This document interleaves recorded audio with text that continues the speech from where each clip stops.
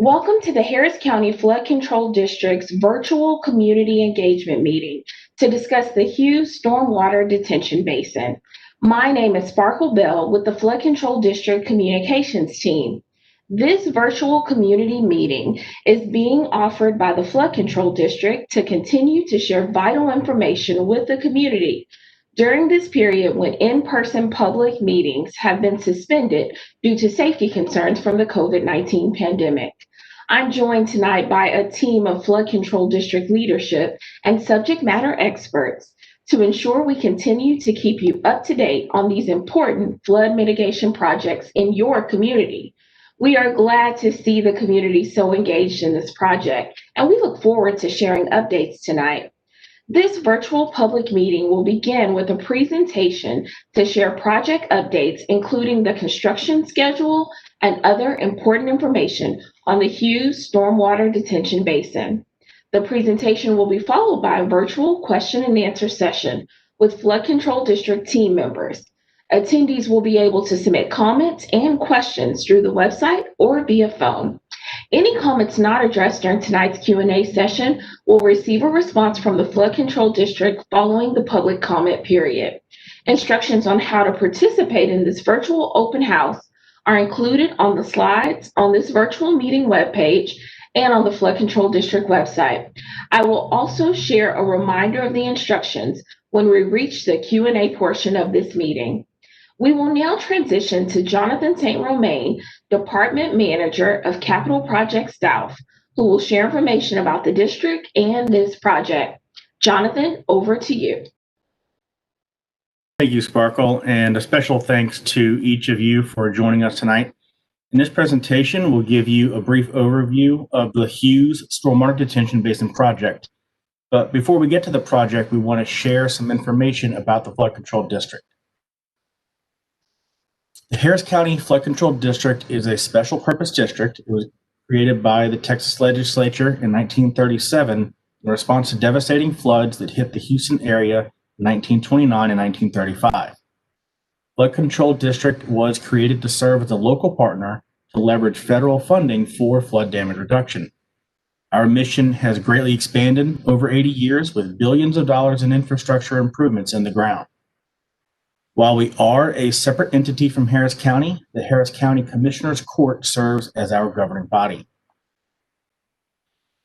The mission of the Harris County Flood Control District is to provide flood damage reduction projects that work with appropriate regard for community and natural values. One of the most difficult challenges we face is constructing effective projects that are sensitive to community and natural values in a highly urbanized area. Harris County includes 22 main watersheds, totaling approximately 1,800 square miles and more than 2,500 linear miles of channel. 2,500 miles is approximately the distance from New York to California. Each watershed has its own unique characteristics and needs, and tonight we are in the Clear Creek watershed of Southeast Harris County. Our area is flood prone, and here are a few reasons why. We are prone to extreme rainfall, and that includes tropical storms and hurricanes. And that happens on a flat and low draining landscape. And we also have clay soils that just don't soak up excess rainfall very quickly. The Flood Control District works with other agencies and shares jurisdiction over flooding in Harris County, or over flooding issues in Harris County. This slide illustrates that shared jurisdiction. Inside neighborhoods, as shown on the left side of this illustration, storm sewers and roadside ditches collect stormwater runoff and start the process of moving it away from streets and homes. Storm sewers and roadside ditches are the responsibility of the underlying municipality or Harris County Engineering when it's in unincorporated parts of the county. The larger bayous and channels that take the collected stormwater and move it through our drainage system to Galveston Bay are the responsibility of the Flood Control District. This is shown on the right side of the illustration. In the middle is a stormwater detention basin, sometimes constructed by the Flood Control District. When storm sewers are increased, this creates an increase in runoff. Since it is our policy to avoid impacts to properties downstream, stormwater detention basins help to safely take in and temporarily store excess stormwater during heavy rain events. Often, we partner with Harris County precincts, utility districts, and others to add recreational amenities such as trails to these basins and along our channels.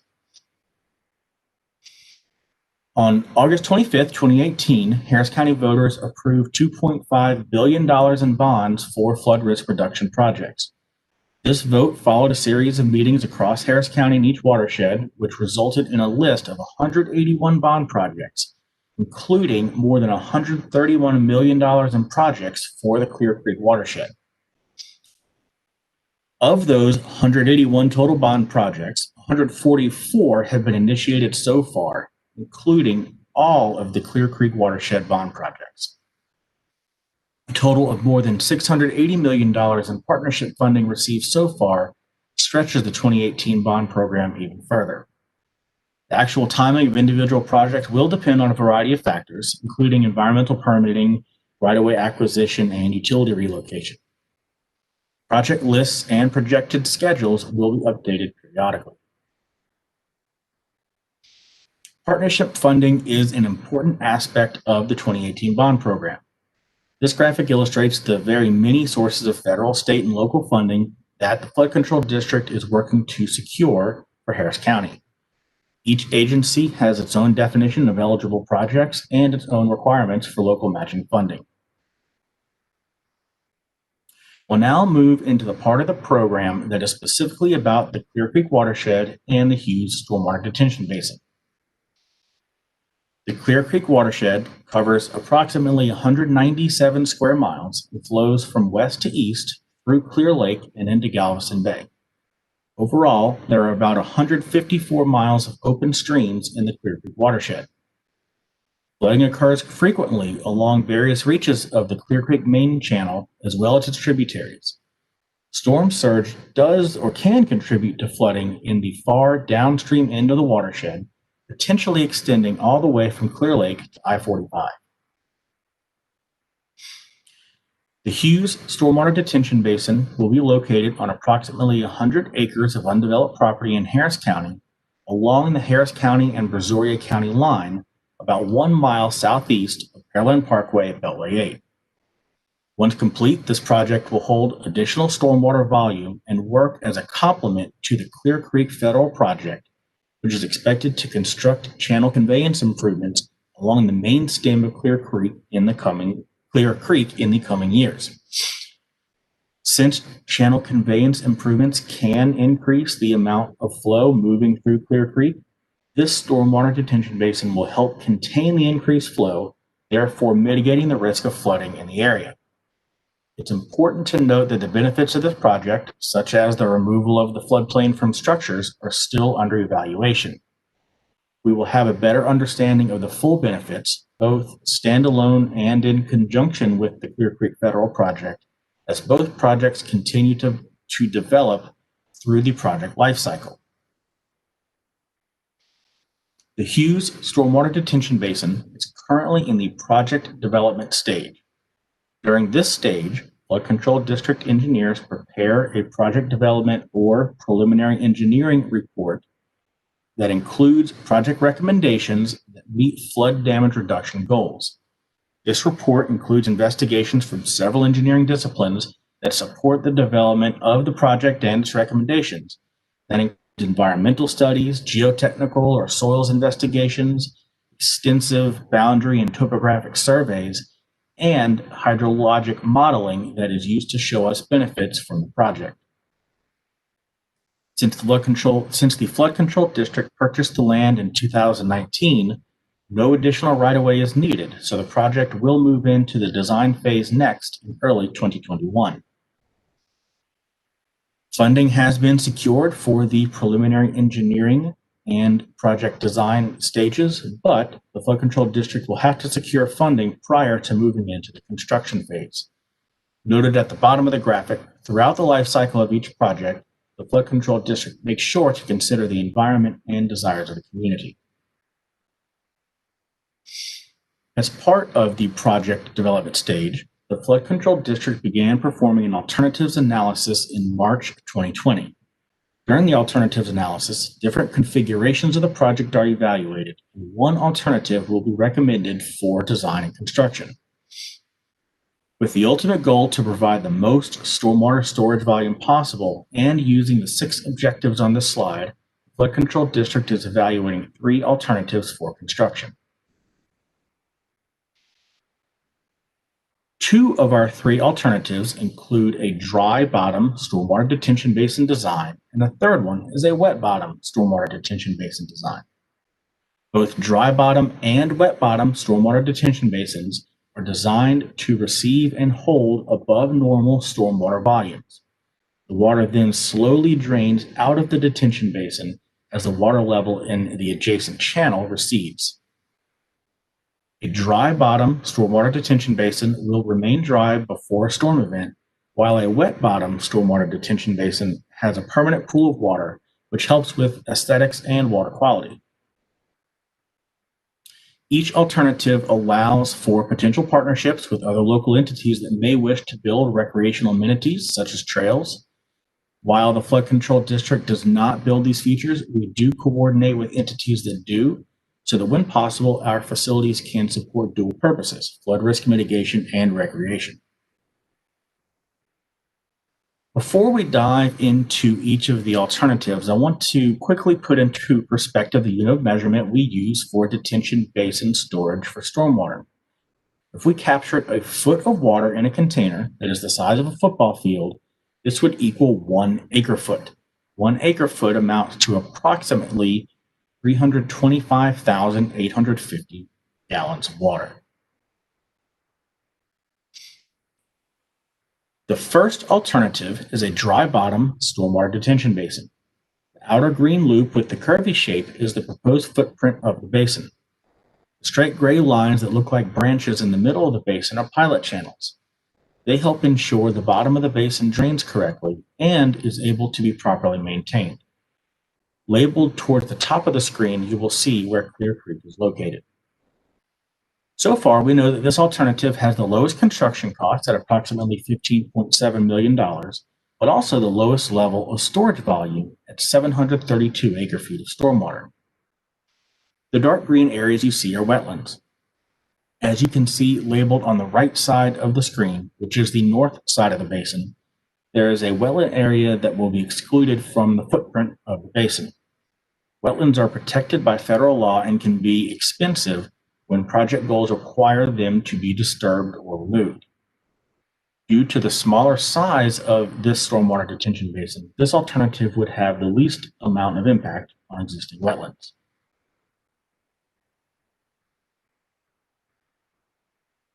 The second alternative is also a dry bottom stormwater detention basin. Note that in this alternative, the outer green loop that shows the footprint of the basin is now maximized within the property, and all wetlands would be removed. The pilot channel branches in the bottom of the basin, which help with drainage and maintenance, remain similar to those of Alternative 1. This alternative does cost approximately $4 million more than that of Alternative 1 at $19.7 million, but would also hold more stormwater at 905 acre-feet. Simply put, Alternative 2 would store an additional amount of stormwater, which is the equivalent to 173 more football fields of water compared to Alternative 1. And finally, the project team is evaluating one wet bottom stormwater detention basin alternative. You can see that the pilot channel branches are no longer a part of this basin alternative. They have been replaced by a permanent pool of water that acts as the bottom of the basin.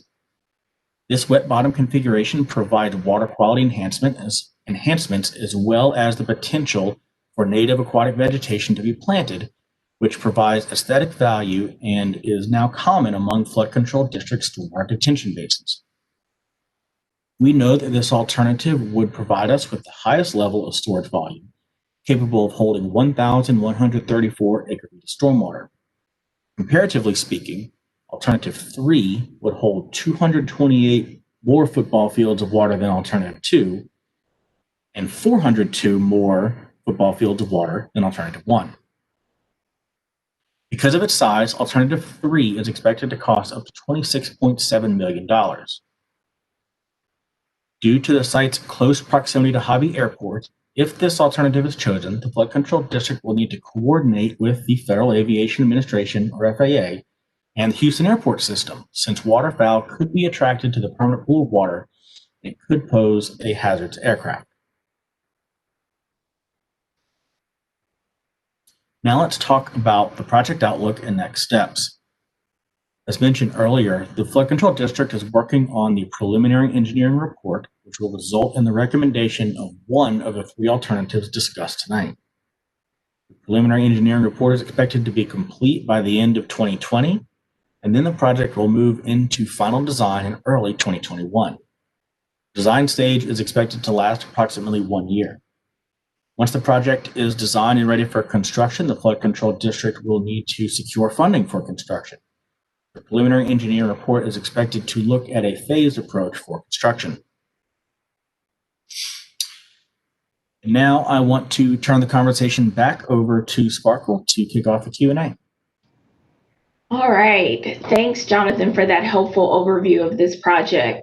Before we move into the Q&A session tonight, I want to share a quick reminder that we would love to hear from you on this and other projects rolling out across Harris County. If you have additional comments or questions throughout the life cycle of this project, or if you would like to sign up to receive email updates, please visit hcfcd.org/F02. Community engagement is an important component of the work we do, and we invite your continued participation as projects move forward. As a reminder, there are 3 ways to submit a comment about this project during tonight's session. You can submit a comment on this site in the box near the presentation live stream, which I see many of you are already doing. You can also submit a comment on the Flood Control District's website at publicinput.com/Hughes, or you can submit a comment via phone using the meeting code 9821. If you're joining us via phone tonight, please press *6 to leave a message. Additionally, I want to reiterate that any questions not addressed during tonight's Q&A session will receive a response from the Flood Control District after the public comment period. Information from this meeting and a recording of the live stream will be available on the district's website and YouTube channel. Joining Jonathan tonight for our Q&A session is Scott Elmer, Thomas Liebert, and Tommy Jo Scott, who are overseeing efforts on this project. And with that, I'll take our first question, and it's from Tiffany. Jonathan, would you take this question? It is, will Brookside Village residents be impacted by the Hughes Stormwater Detention Basin? If yes, when and how? And are there other projects taking place that will directly impact Brookside Village that you are aware of other than Hughes? Yeah, Tiffany, I'm looking at the location of Brookside Village, and I'm not sure that I can answer you right this second, but what we can do is get with our project team, and if you can submit the question through our website, we can get an answer to you that pertains to your more specific location. Absolutely, and I'll share that as well. So sometimes through this virtual meeting format, it's difficult to get into really specific questions. But as I mentioned earlier, we will follow up after this meeting. So any questions that are submitted, you can expect to receive a response from the district following our public comment period. And in this case, the public comment period runs through November 4th. So we will be getting back with residents that have questions, especially those that are a little specific. It just makes it difficult to handle those questions in this format. But we do appreciate you for being here tonight. All right, with that, we'll take this next question. Jonathan, it is from Stephen. When will this project be completed? Yeah, Stephen, I think we're looking at about a 3-year time frame for the project to be completed. We said we'll look to move into the final design phase in early 2021, and that usually lasts about a year to design construction plans and then move into our bid phase and then get under construction. So we'll be looking at potential construction project in 2022 for final completion sometime in 2023. All right, thanks for giving us some additional clarity on that time frame. That's always a popular question. Jonathan, would you also take this next question from Emily?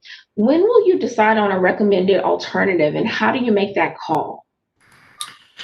Emily, we should have that decision made by the end of this year. We make that call by weighing all the options and all the pros and cons between the three alternatives that we presented here tonight. Part of that decision does include the feedback that we receive from y'all, from the community, and that's part of the reason for doing this, is to be able to incorporate your feedback into the selection process. And like we talked about, there's other engineering factors that go into that decision. So we are looking at the end of this year to be able to make that.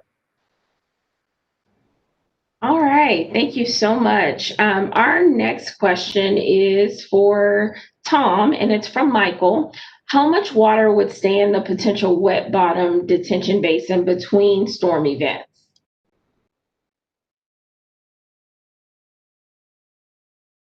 And Tom, you'll have to unmute yourself. Okay, well, that's currently under design, but we're looking at several feet of water that would reside in the bottom of the basin and during this period, before our storms. The actual volume is yet to be calculated. We'd have to, that's being handled by our engineers that are doing the design work currently. We'll probably have a better handle on that at the end of the preliminary design. And so I think we can probably get back to you on that question. All right, thank you so much for that. Our next question is for Scott, and it is, will Turkey Creek drainage be improved by this project? Thanks, Sparkle. Turkey Creek is not related to the Hughes Road Detention Basin project. However, as part of the federal project, Turkey Creek is a current component of the federal project. The exact amount or volume or improvement is yet to be determined. We are still doing our hydrologic and hydraulic analysis to see the exact scope and nature of those improvements. But yes, there should be, as part of the federal project, some benefits to the Turkey Creek area. Okay, thank you so much. Our next question is for Tommy Joe. How does this project fit into the existing Clear Creek federal project?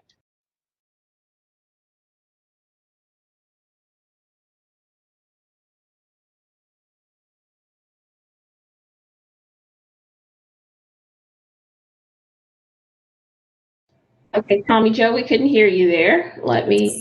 Thank you, I got it. Okay. Thank you. To summarize, the Clear Creek Federal Project will be looking at improving Clear Creek through a combination of channel benching and parallel bypass channels. As noted, the Flood Control District is a no adverse impact agency, and as such, the project engineers must ensure that the improvements made on one part of the channel will not increase the flooding on another part of the channel. To ensure the Flood Control District's commitment to no adverse impact, a number of potential detention sites, including Hughes basins, were identified. These basins will serve to mitigate the increased conveyance capacity due to the improvements, and if this commitment is not met with the current configuration, then the scope would be adjusted. Okay, thank you for that. Jonathan, will you take our next question? Will there be any hike or bike?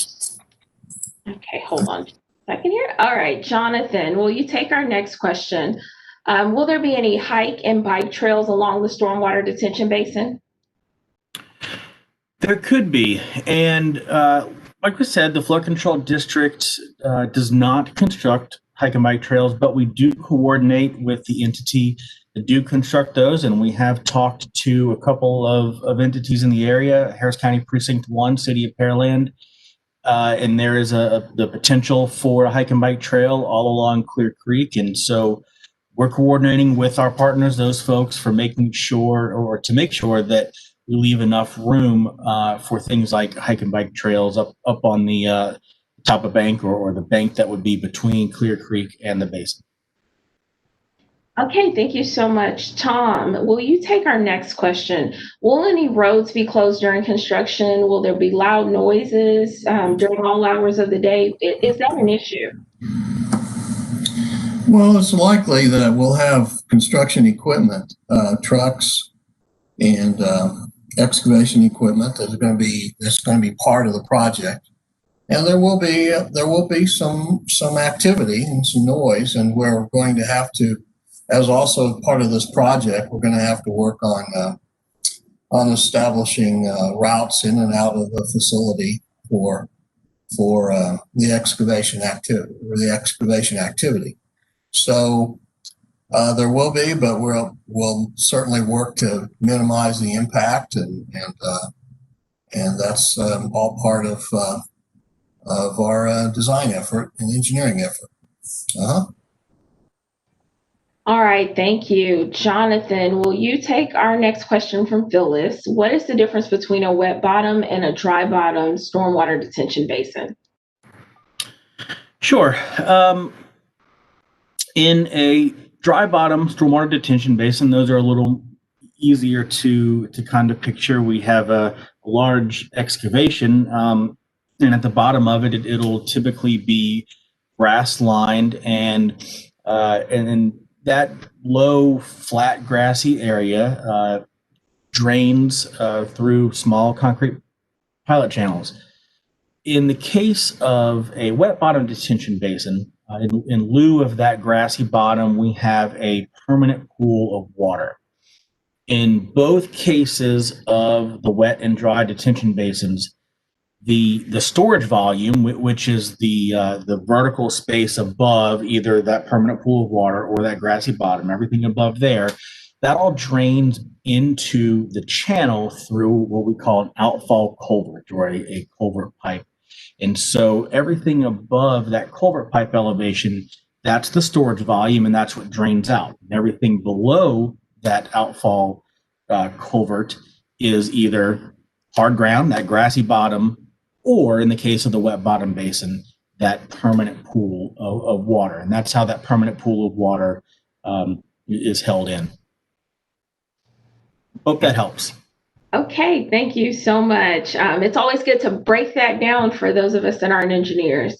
Okay, our next question. Tom, would you take this one? It's from Beatrice, and she wants to know, why was this location selected for the project?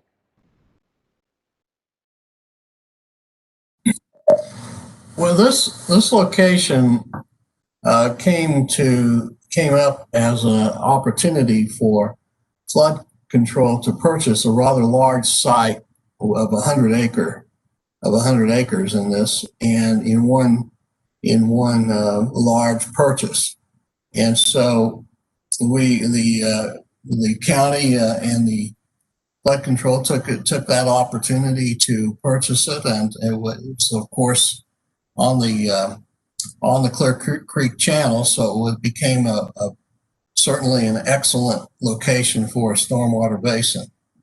I don't really know. I cannot address all the history behind it because there are many meetings and many discussions, certainly prior to 2020. So I think that's kind of a general picture, and I hope that explains a little bit to you. All right, thank you so much. As a reminder, I want to remind everyone that there are 3 ways to submit a comment about this project during tonight's session. You can submit a comment on this site in the box near the presentation live stream. You can also submit a comment on the Flood Control District's website at publicinput.com/Hughes.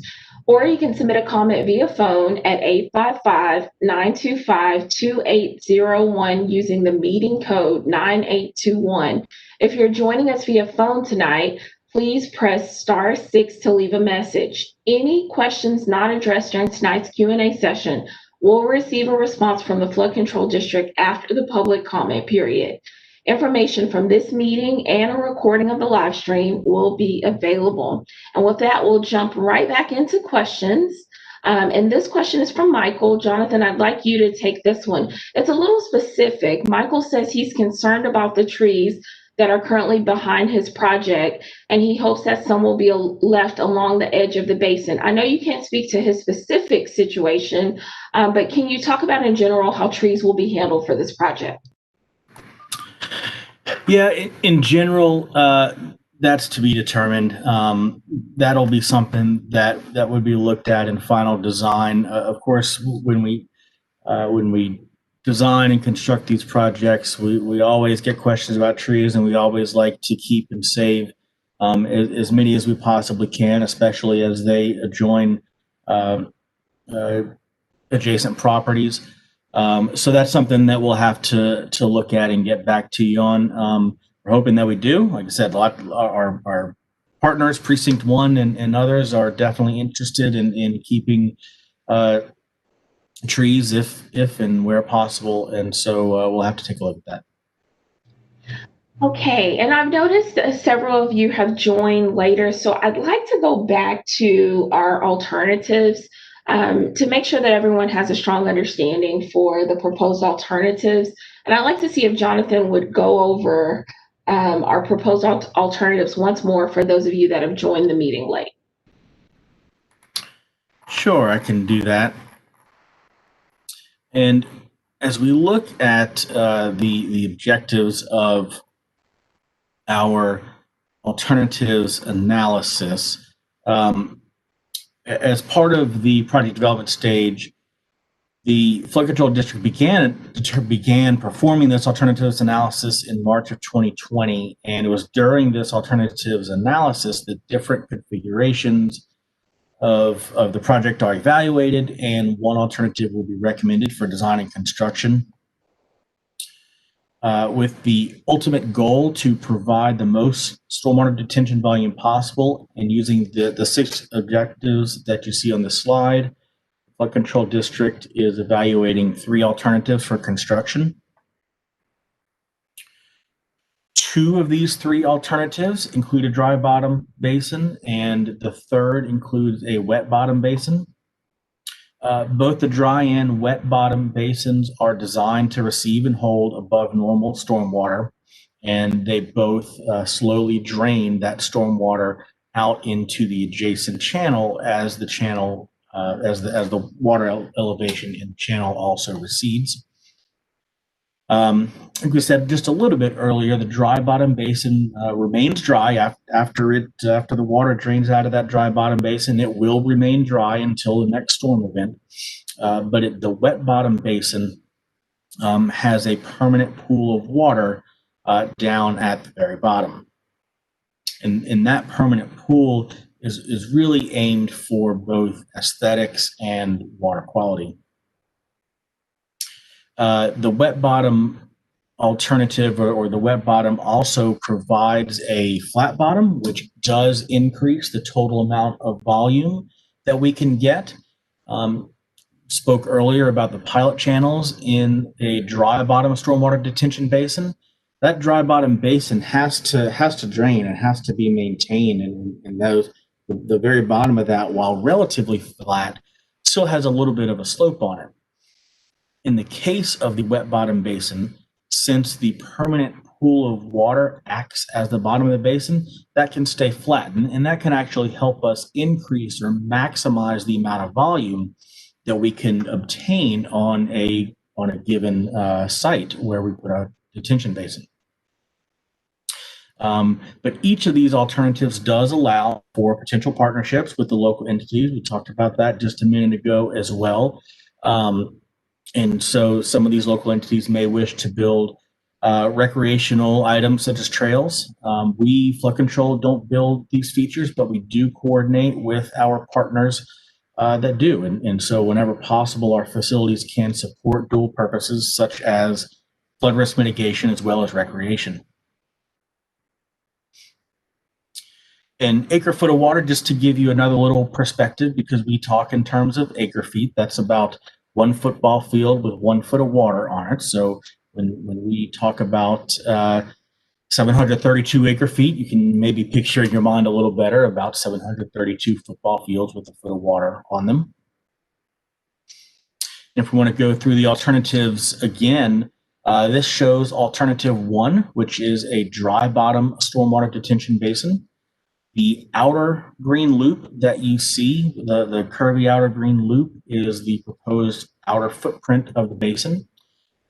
In the middle of the basin, you can see some straight gray lines. They look like branches in the middle of the basin. Those are the pilot channels, and those help drain the bottom of that grassy surface, drain it dry so we can mow it and maintain it.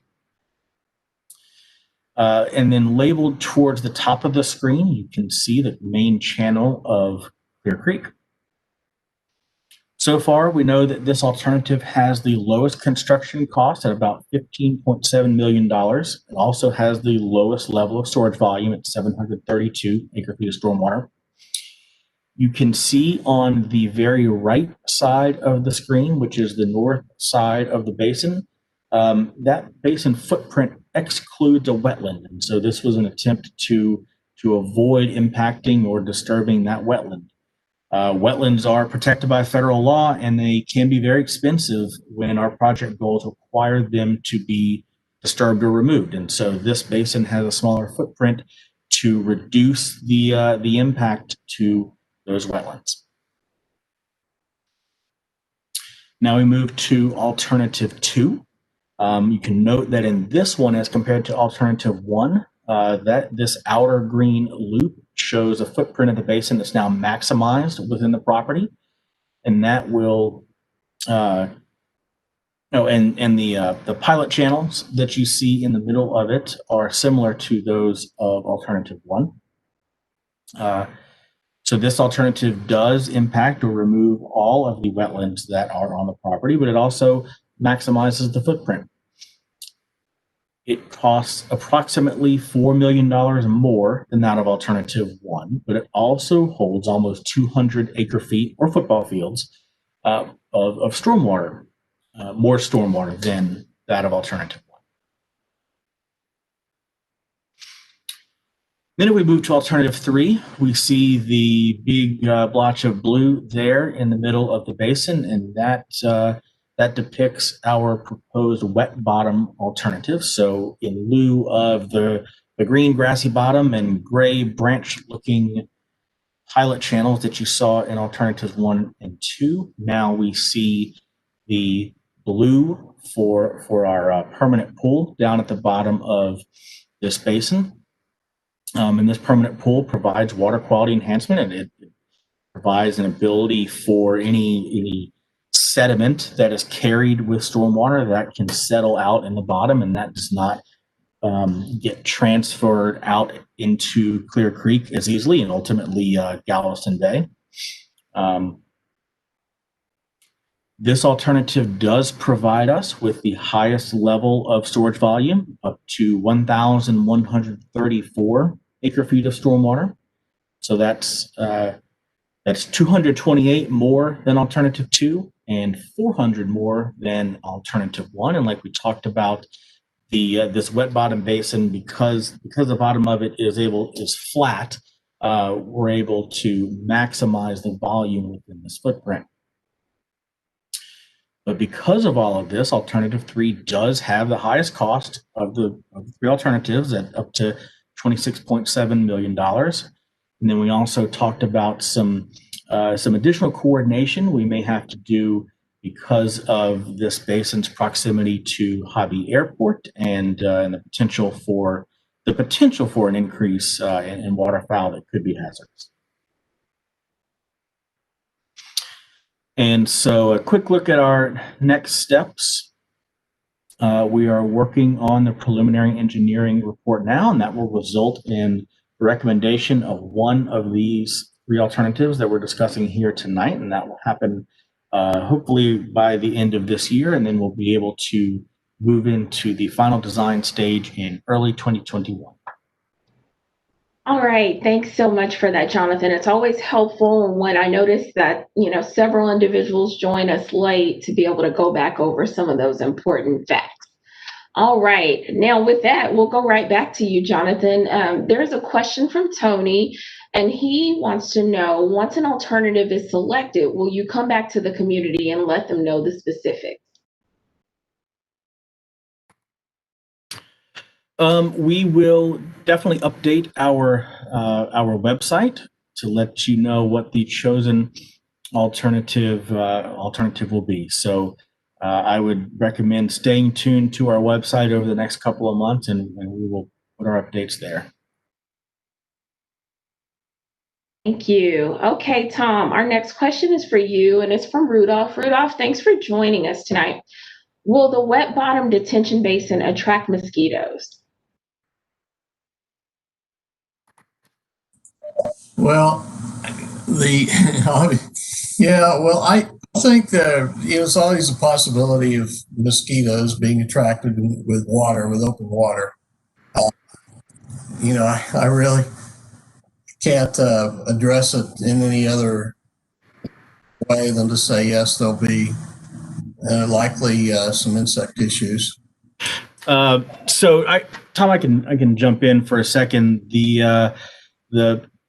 We've coordinated a lot over the last couple of years with our environmental group, and that we firmly believe that the wet bottom basin at a proper depth of 4 to 6 feet of water provides the proper habitat for the fish and dragonflies that eat mosquito and mosquito larvae. And so in general, we hear that no, having the wet bottom basin does not attract more mosquitoes. All right, thank you. And Tommy Joe, our next question is for you. Will the upcoming Mud Gully project have any impact on this project? All right, so I'm going to ask y'all to go to slide 13 for me, please. All right, so I wanted to note the location of the Hughes Basin, which is located along Clear Creek itself, and Mud Gully, which is located off the screen. It's off a tributary, which is located more northeast. Both of these projects are components of the federal project, so they will both be positively benefiting the Clear Creek watershed. Mud Gully itself is being mitigated by the South Belt basins, which you can get more information about on the website. Okay, thank you. Jonathan, will you take this next question from Rasika? Is there any consideration in having wetlands in the wet bottom alternative? There is. Quite often when we have wet bottom, where we flood control construct wet bottom basins, we do plant wetland vegetation and native aquatic vegetation. That also adds to sort of the ecosystem that contributes to the reduction of mosquitoes by attracting the dragonflies and fish and things that eat those mosquitoes and mosquito larvae. So yeah, absolutely. That when we say wet bottom, that is part of the plan and the goal. All right, thank you. Our next question is for you, Tom, and it's from Isabel. And it's a question we hear quite often. Is there any chance the timeline for this project could be sped up? It sounds like a long process. Well, the process it typically takes about 2 years to go through the design. We're currently underway with that, so we anticipate final design being concluded in the end of 2021. We do not have currently. I'm going to speak directly about this project rather than trying to address the speed up issue. Currently, we do not have funding for the construction activity. So how that construction is going to be handled is yet to be decided. But I can say that if there are possibilities and opportunities for us to speed up the project, we certainly would take that opportunity. I hope that otherwise we can't really talk about construction at this time other than a general approach. Okay, thank you for that, Tom. And our next question is from Hugh, and Hugh says he would love to show these slides to his neighbors and wants to know where he can get a copy. As I mentioned earlier, the information about this project will be located on our website, and so that will be the presentation from tonight's meeting along with a link to the presentation live stream. And it'll be located on our website at hcfcd.org/F02. And it's there that you can ask additional questions. You can also sign up for our mailing list. There's really a wealth of information on our website, and I encourage you to sign up and stay informed to learn more about meetings like this and really just other projects happening throughout the water. Is for Jonathan, and it is, what are the chances that the FAA will approve the wet bottom basin option in this area? Yeah, we don't know yet. There are in our early coordination talks with some of those folks. There's a number of variables that go into that. I think we can say we are on the fringe of the area. There's a tiered area that's been set out, and so this basin is on the fringe of that. But some wildlife biology studies have to be done, and so we've got to do some further coordination. So we can't quite say just yet what the chances are. All right, thank you so much for that. All right, another one for you, Jonathan. Will there be any property buyouts as part of this project?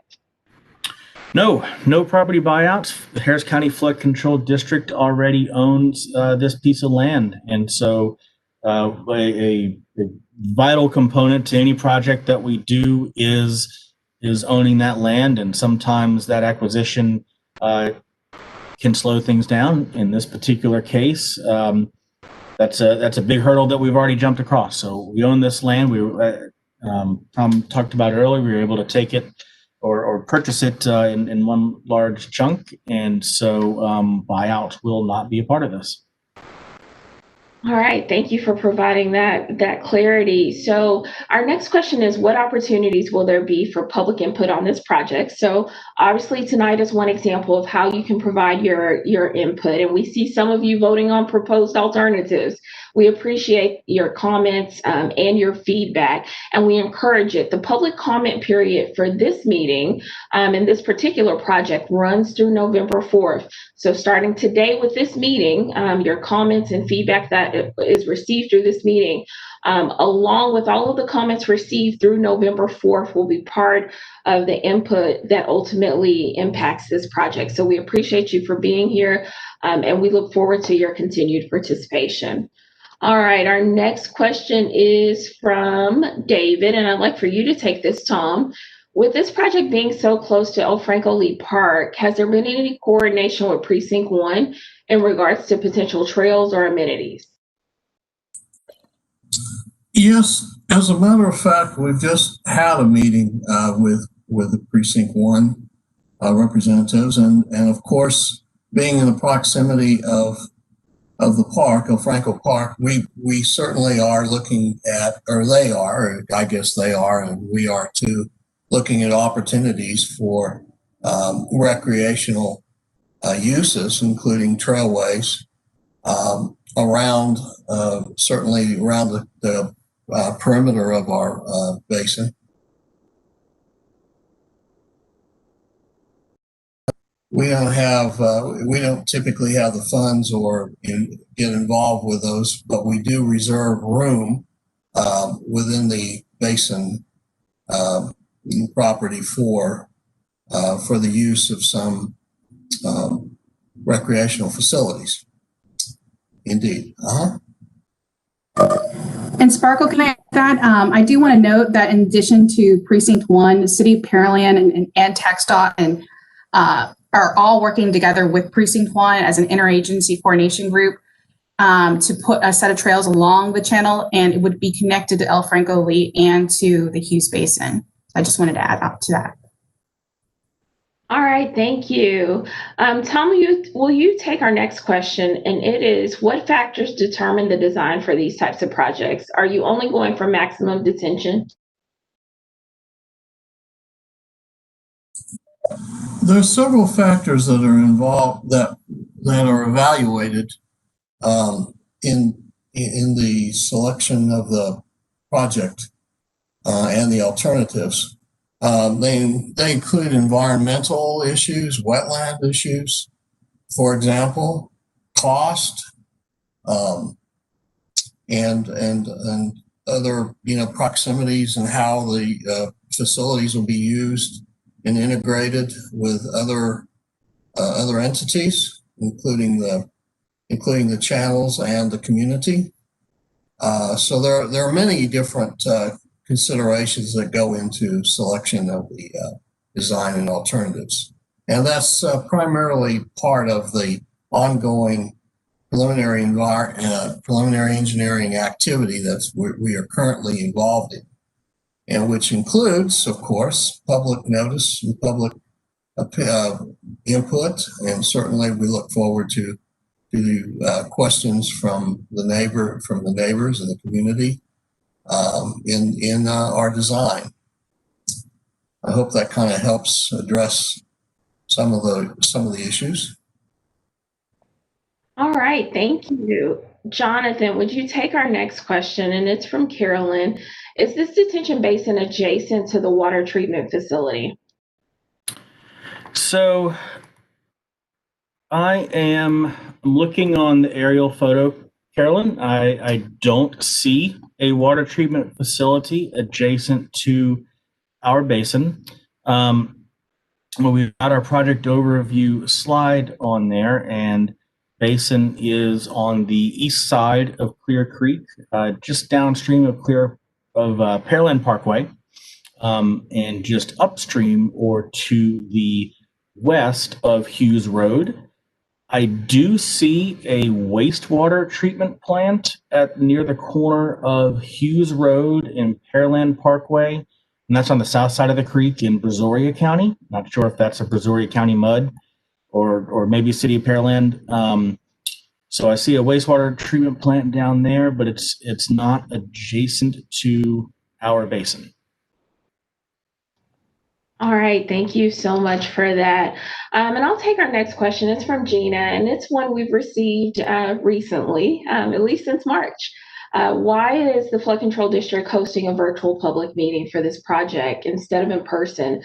And so this meeting is being offered by the district to continue to share vital information during this period when in-person public meetings are suspended due to safety concerns from the COVID-19 pandemic. We've all had to make adjustments over these past several months, and this is one way that we further our commitment as a district and as an agency to provide vital information. And so we appreciate you all for being a part of this meeting. All right, our next question is for Tommy Joe. Will the Hughes project move forward even if the federal project experiences delays? The answer is yes, but actually I want to throw this question to Scott because I think he'll have a better response. Thank you, Tommy Joe. The answer, as Tommy Joe said, yes, this project is independent of the federal project, and it would provide benefits even without the federal project constructed. That said, the federal project is moving forward, much like every other project, including the Hughes project and including the federal project. We're looking for opportunities to shorten the timeline for implementation on all our projects as much as possible. Immediately prior to this, we had a meeting with the Corps of Engineers on the federal project. Federal project still on schedule, and working with the Corps to shorten the federal project implementation timeline as much as possible. All right, thank you so much for that. Jonathan, will you take this next question from Betty? She says, I live down the street from this property, but won't the stormwater detention basin flood my home? So the stormwater detention basin is designed to hold excess stormwater, and by holding excess stormwater for a period of time, The intent and the result is to actually lower the peak water surface elevations in the adjacent channel. So while we can never guarantee that you won't flood, the stormwater detention basin is intended to mitigate and reduce the risk of flooding in your area. All right. With that, I'd like for you, Jonathan, to go back over the project timeline. I think that's some critical information for those that have joined us tonight. So if we can get that slide back up.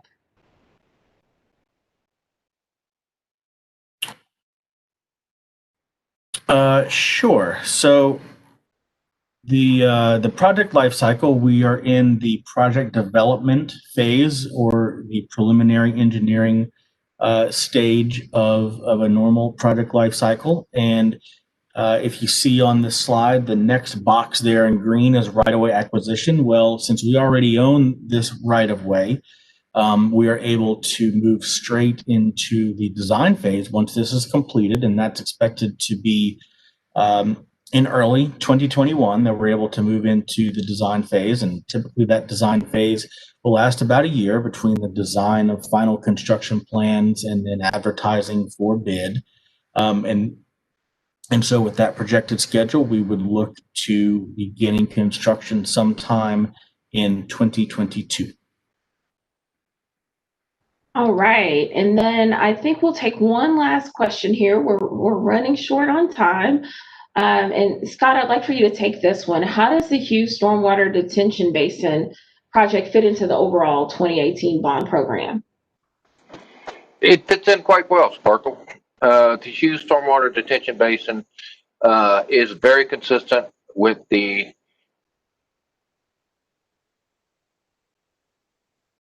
and that's to provide flood damage reduction projects at work and in accordance with community and natural values. We're here tonight to get input from the citizens on those values that they wish to express on this project. A lot of input, a lot of decision making has to happen, but this project fits really well into our philosophy for the 2018 bond program.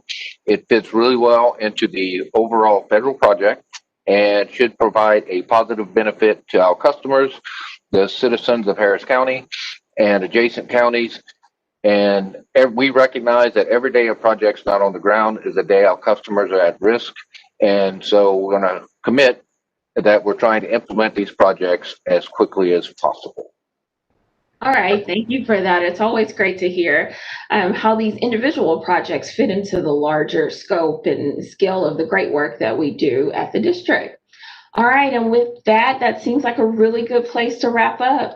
I'd like to share one final reminder that we are continuing to accept comments and feedback on this project through the comment period, which runs through November 4th, 2020, but welcome, of course, engagement throughout the duration of the project's life cycle. I'd also like to remind you all that you are welcome and encouraged to sign up to receive email alerts from the district at www.hcfcd.org/F02. Again, that's your way to stay connected with us, not only about this project, but really about all projects throughout the watershed. So thank you again for joining us this evening and really for your engagement with this project. We look forward to continuing to share updates as our work moves forward. You stay safe and have a lovely evening.